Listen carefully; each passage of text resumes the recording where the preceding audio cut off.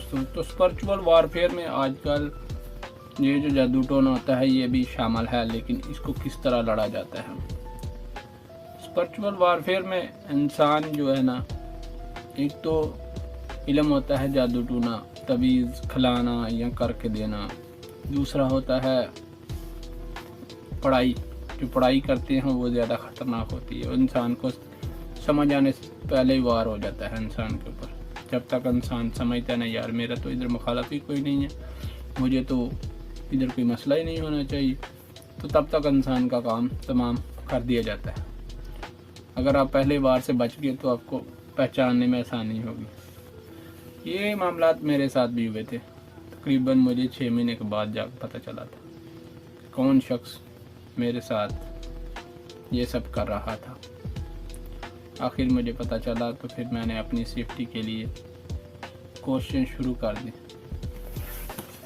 तो बात करने का मकसद है कि आजकल इंसान को अपनी दोनों आंखें नहीं, तीनों आंखें खुली रखनी चाहिए, दिल भी और दिमाग भी, चारों। क्योंकि हम लोग सीधे साधे हैं लेकिन दुनिया सीधी नहीं। जो बातल होता है ना वो शैतान होता है, और वो शैतान बहुत ख़तरनाक होता है।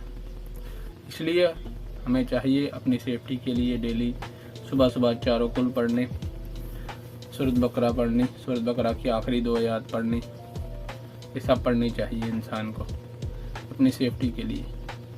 आप नहीं जानता कौन आपके लिए अपने दिल में बुग़्ज़ लेके घूम रहा है। यहाँ पर दुनिया बहुत ख़तरनाक है, आप सोच भी नहीं सकते। इस पर मैंने गीत भी लिखा है, बहुत जल्द आपको सुनने को मिलेगा।